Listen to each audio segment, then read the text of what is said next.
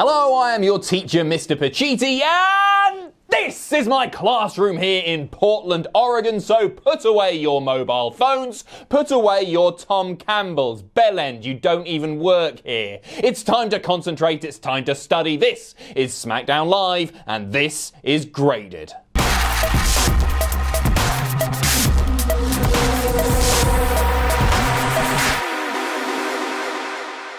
We kick things off with a recap from Monday Night Raw, where we saw the return of young up-and-comer Mean Mark Callis, who took out evil authority figure Shane McMahon with a huge ticket sales slam, setting up a tag team match at Extreme Rules that we all desperately want to see. Shane McMahon said some things. I think he was quite annoyed. I don't know. Let's move on. The New Day come out and Kofi says that the last few months have been absolutely magnificent, except for the fact that lots and lots of people have been trying to beat him up, especially one Samoa Joe. He bigs up Samoa Joe, saying despite WWE booking on the main roster, he is a dangerous man, and then is interrupted by Dolph Ziggler. Dolph says that this is everything to him, and that Kofi Kingston took the coward's way out at Stomping Grounds, and he had Xavier help him out at Super Showdown, but he's spoken to WWE management, and if he can beat Kofi Kingston tonight in a 2 out of 3 falls match, he will be inserted into that match, making it a triple threat for the WWE title. And that is pretty much it. Have a see, this was the most average of opening promos, where the only real goal is to set up a match for later in the night,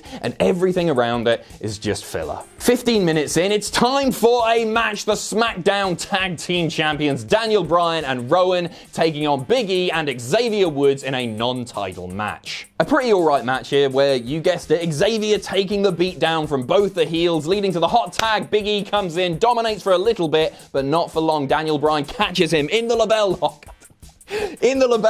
Which Xavier has to break up. Fast forward a little bit, Rowan gets taken out on the outside. The New Day managed to hit the midnight hour and pick up the win, and a C+ in the process. There was nothing bad about this match, but there was nothing especially exciting either. After the match, Kevin Owens and Sami Zayn attack Big E and Xavier. Heavy Machinery run down, make the save, which sets up an 8-man tag team match for right now. All the good guys versus the bad guys. 8-man tag. This one does not last long at all. Most of the guys get in, hit their signature, tag back out. Heavy Machinery hit the compactor to pick up the win, pinning...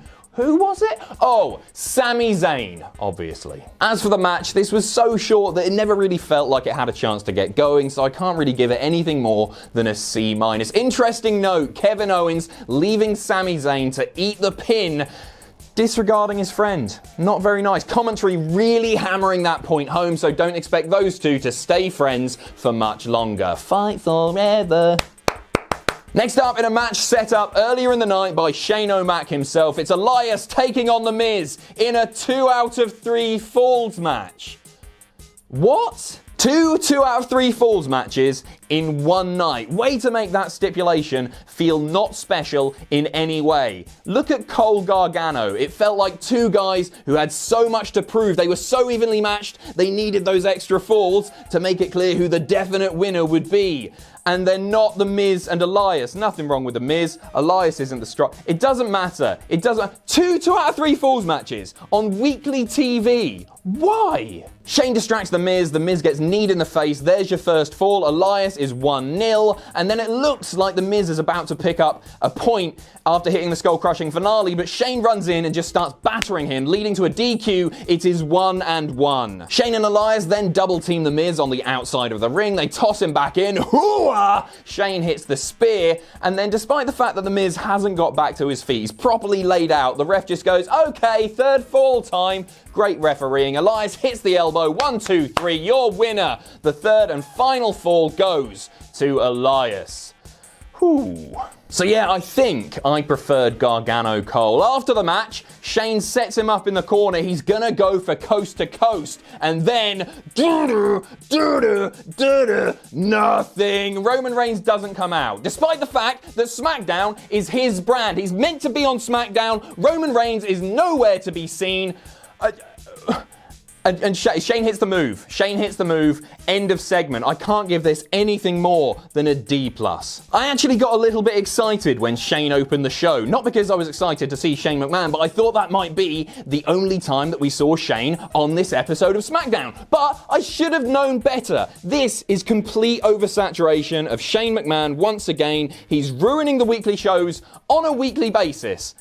He's just not fun to watch. At all. This isn't boo heat. This is go away, we don't want to see you, you aren't entertaining heat.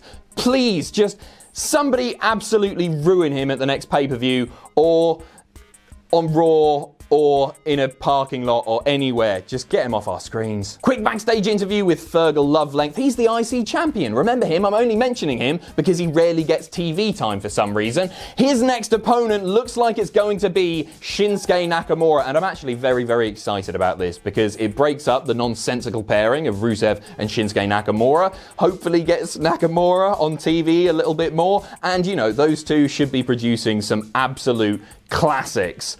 Say that, thought we'd be getting classics with AJ and Nakamura, and that ended up in lots and lots of dick kicks. So, we'll see. Bayley and Nikki Cross are up next. If Nikki Cross is able to pick up the win, she earns a rematch for Alexa Bliss at Extreme Rules for the SmackDown Women's title, and she does. Well done, B+. Best match of the night up until this point for sure. Nikki Cross continues to be so unbelievably captivating, maximizing her screen time at every opportunity. Everything from her style of offense to the way she moves is just so enjoyable to watch. So good to see her featured more prominently on weekly TV. Nikki picks up the win with a chance roll up and then starts screaming like a maniac, "I can't wait to tell Alexa!" She's so much fun to watch, and this is one of my favourite storylines in the WWE right now, simply because I can't actually tell where it's going. Consistently compelling performances from all involved. Great quick backstage promo with RTruth and Drake Maverick, breaking up the show nicely, and these two are on fire right now, completely owning the 24/7 division. I can't believe that I'm saying those words, but they're terrific. They're absolutely terrific. Their performances are always so entertaining. Just go and watch it on WWE's YouTube channel, like literally everyone else in the world is. Hashtag give RTruth a raise. The guy is magnificent. That's not all part of the hashtag. Hashtag give RTruth a raise. Really like him. Sonya Deville versus Ember Moon is up next in the continuation of this fantastic Nintendo Switch donut feud, and this one does not last for long at all. Sonya lays in some punches, they scrap to the outside, Ember gets thrown into the ring post, pinned. That's it. This was fine. It furthered the story, I guess, even if it wasn't an especially good match. I'm actually going to give this one a C because I like Sonya picking up a win because I think she's ruddy bloody great. And I like Nintendo and I like donuts. Feeling generous. Aleister Black with another pre-recorded promo moaning that nobody wants to fight him. Nobody will knock on his door. Nobody is braver. Oh my god, the door's knocked. Aleister, your Uber Eats is here, honey. No, come and eat it downstairs and turn that bloody racket off. No, I'm kidding. Very, very excited for this. I can't wait to see who it is. Is it Randy Orton? Is it Rusev? Is it Goldberg just getting hyped up for another match on the door? Who knows? Main event time, and it's the second of our unrelated 2 out of 3 Falls match, Kofi Kingston versus Dolph Ziggler, and in fairness, this one was actually really good. The pair got a solid 15 minutes. It was energetic throughout. If you're going to watch one match from this episode of SmackDown, make it this one. Kofi Kingston picking up the first fall fairly quickly. Dolph Ziggler hitting a super kick to pick up the second soon after. What follows is a great 10-minute match in its own right. Great sequences, great near falls. These two have tremendous chemistry. We all know that. It's just a shame that it's so hard to care about Dolph Ziggler. I've tried. I've really tried. I want to love him, but he's had a rough old time. Sorry, Dolph. More and more near falls. Ziggler catches the Trouble in Paradise. Soon after, hits a zigzag, but can't quite put Kofi away. Finally, Kofi nails Trouble in Paradise, winning the match, but not only that, winning our hearts by ensuring that Dolph Ziggler isn't in the main event picture anymore. A- for this match, really enjoyable throughout, and it would have been so easy to let Dolph Ziggler pick up this win and then make it a triple threat match at Extreme Rules and then have Dolph Ziggler eat the pin at Extreme Rules to protect Joe a bit, I guess. But what we're left with is actually something far more interesting, and I can't wait to see what Kofi and Joe can bring to the table. A lot of people are complaining about Kofi Kingston's booking since winning the WWE title, saying that he's far too dominant.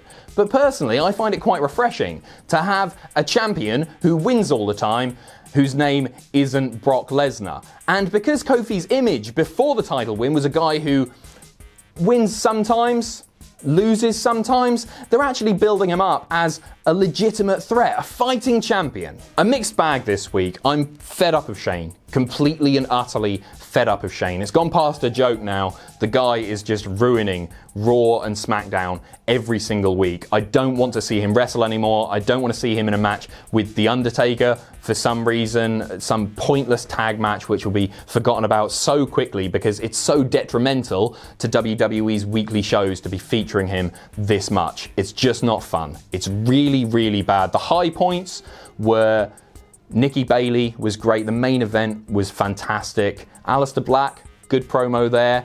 And Finn was on TV. Not in a match, but Finn was on TV. I'm going to give this episode of SmackDown a C+. I thought we were back on track last week. We'd normally, of course, finish with a joke at this point, but I actually have some fairly serious business to attend to. Tom Campbell, you have stolen company property. You do not work full-time for Cultaholic. You've got your podcast with Justin Henry. That's all well and good, but you do not work here. Tom Campbell, I'm giving you until this time next week to return the Cultaholic heavyweight title. Thanks for watching Graded. Thanks for watching. Let us know what you think in the comments down below. You can follow us on Twitter at Cultaholic. You can find us on Facebook at facebook.com/Cultaholic. If you enjoy what we do here at Cultaholic, you can pledge to us on Patreon. That's patreon.com/Cultaholic. And most importantly, don't forget to hit subscribe and join us.